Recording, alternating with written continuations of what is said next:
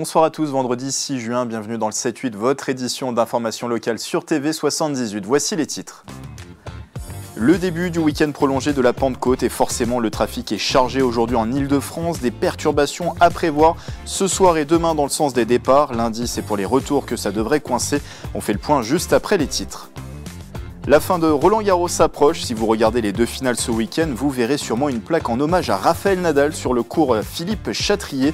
Elle a été fabriquée à Villepreux dans la marbrerie d'une entreprise yvelinoise MDY. Interview à suivre. Et puis c'est une compétition insolite qui s'est déroulée cette semaine à Coignières. La Coupe du Monde de remplacement de pare-brise était de passage pour l'une des demi-finales régionales.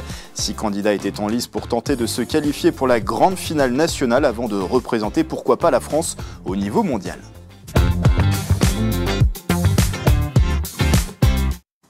Je vous le disais dans les titres, c'est le début ce soir du week-end prolongé avec le lundi de Pentecôte. Et forcément, ça coince ce soir sur les routes d'Île-de-France. Bison futé voie rouge dans le sens des départs au niveau national.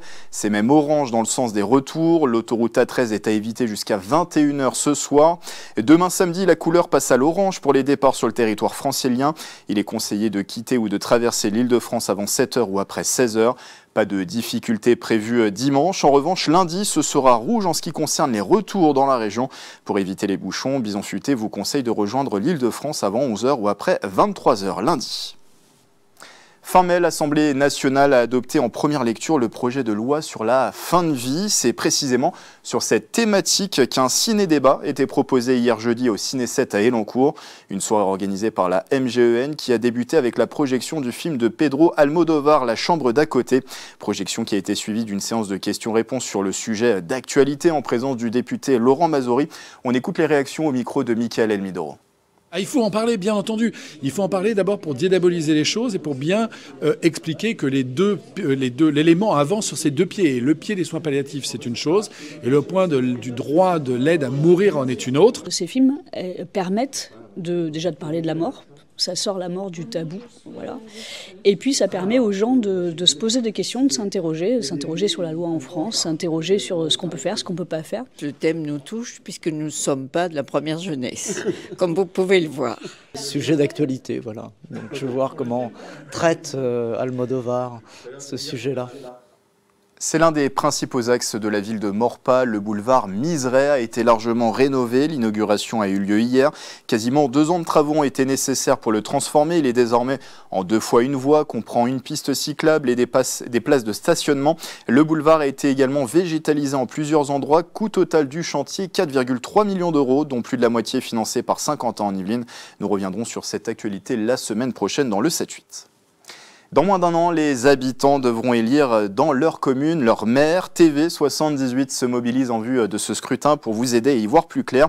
Focus ce soir sur le lien entre élus et administrés au-delà de la gestion des affaires locales. Le maire incarne un lien direct avec les citoyens. Présence sur le terrain, soutien à la vie associative, participation citoyenne. C'est une fonction clé au cœur de la commune dont nous parle Sacha Polidori. Le maire représente l'autorité locale dans la commune, il porte la responsabilité de la gestion locale, ainsi il se trouve en première ligne face aux attentes des citoyens, que les demandes soient personnelles ou collectives. Quand on pense au rôle d'un maire, on pense souvent à la gestion des routes, de l'école ou de l'urbanisme, mais il y a une dimension tout aussi essentielle et souvent moins visible, la relation humaine avec les habitants. Un maire, c'est d'abord une figure de proximité, il doit être présent sur le terrain, assister aux événements, rencontrer les habitants, aller à la rencontre des commerçants, des jeunes, des aînés. Ce lien direct, c'est ce qui fait la différence entre un maire qui administre et une commune qui vit. Un autre pilier, c'est le soutien à la vie associative. Le tissu associatif, c'est le cœur battant de la commune, que ce soit une chorale, un club de sport, une association d'aide alimentaire ou un atelier théâtre. Ce sont des structures qui créent du lien, qui animent les quartiers, qui offrent à chacun une place. Le rôle du maire, c'est de les soutenir, de les écouter et de les accompagner. Et puis il y a la démocratie locale. Aujourd'hui, les citoyens veulent être plus que des électeurs, ils veulent participer, proposer, débattre, conseil de quartier, budget administratif, réunions publiques, tout ça, ce ne sont pas que des mots. Ce sont des outils concrets pour construire ensemble la ville. Enfin, un bon maire, c'est aussi un bon communicant. Il doit savoir informer clairement, expliquer les décisions, rendre des comptes et surtout garder le contact. Être maire, ce n'est pas seulement gérer une commune, c'est incarner un lien, une écoute, une énergie collective. La fin de Roland-Garros approche. Les finales du tournoi de tennis du Grand Chelem sont programmées ce week-end. Sabalenka Gauff demain chez les femmes.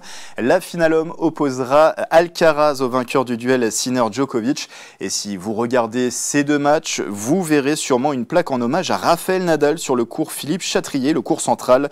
L'Espagnol, 14 fois vainqueur de Roland-Garros, a reçu cet honneur au début de la quinzaine. Lui qui a mis un terme à sa carrière fin 2024. Cette plaque a été fabriquée à Villepreux dans la Marbrerie d'une entreprise yvelinoise MDY basée également à Versailles. 3 personnes ont été mobilisées sur ce projet durant un mois et la plaque a été réalisée en 2 exemplaires. Celle exposée à Villepreux sera remise à Rafael Nadal. Les propos recueillis par Thomas Saladin. Je trouvais ça extraordinaire, donc j'ai fait partie de cette aventure et ce secret et surtout cette émotion. On a mis au point quelque chose de bien qui a été finalisé en vraiment 48 heures avant la remise à Rafa. Donc il y a eu comme un petit stress. Et voilà, on a pu remettre le samedi midi, la veille en fait de l'inauguration, cette dalle. On a fait une pierre, je dirais, qui sera éternelle. Elle sera tout le temps là. Maintenant, je prends ce réflexe quand je regarde un match qui se passe sur le Philippe Chatrier. Je regarde tout de suite si la pierre est bien là. Sachez que cette plaque devrait être également éditée en 1000 exemplaires numérotés pour la Fédération française de tennis. Avant de refermer ce journal, une compétition insolite à laquelle nous avons pu assister. Le championnat du monde de remplacement de pare-brise était de passage cette semaine à Coignères, organisé par un groupe spécialisé dans la réparation et le remplacement de vitrages automobiles. Il réunira les meilleurs techniciens du métier à Lisbonne en 2026. En attendant, 6 candidats étaient en lice dans cette étape régionale dans les Yvelines pour se qualifier pour la grande finale nationale. Nous vous emmenons en immersion avec Maxence Delacroix. Changement de glace latérale, réparation d'impact et remplacement de pare-brise.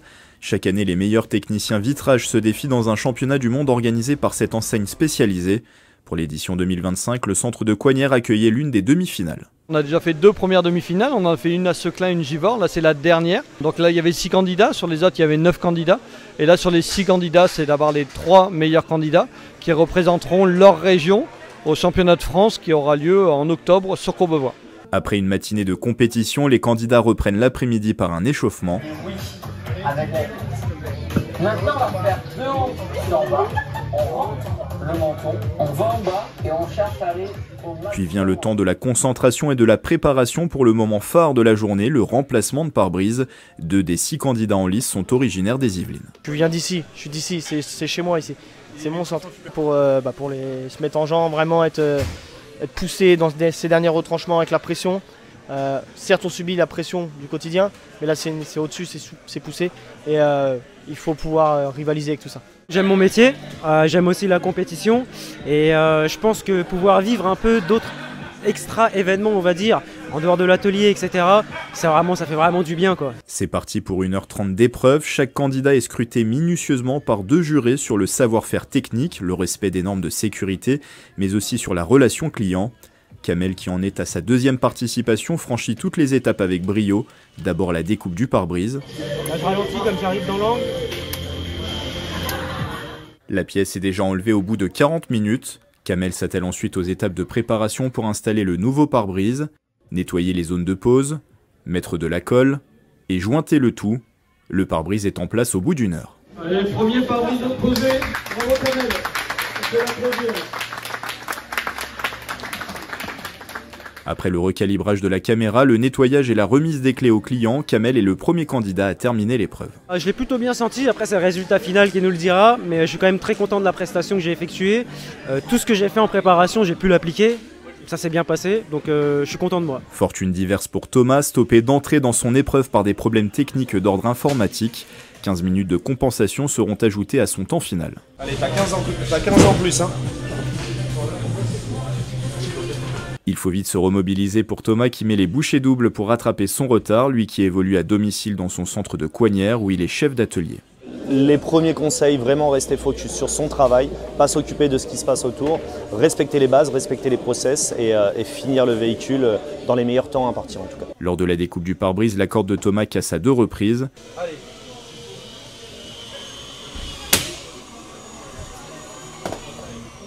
Malgré les difficultés rencontrées, celui qui participait pour la première fois au concours n'a pas perdu ses moyens et a réussi à aller au bout de l'épreuve. Je ne suis pas déçu de ce que j'ai fait. Malgré les galères, je pensais lâcher au bout d'un moment, je me suis dit je vais tout lâcher. Et j'ai été chercher les dernières forces qui me restaient. Mais je suis très content du travail que j'ai réalisé aujourd'hui.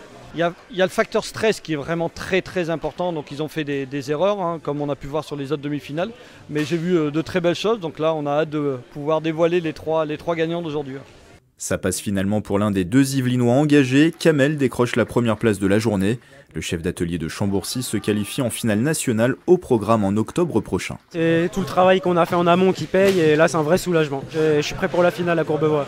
L'objectif désormais pour Kamel, performer en finale nationale pour gagner le droit de représenter la France au championnat du monde de remplacement de pare-brise. Une trentaine de nations s'affronteront l'an prochain à Lisbonne au Portugal.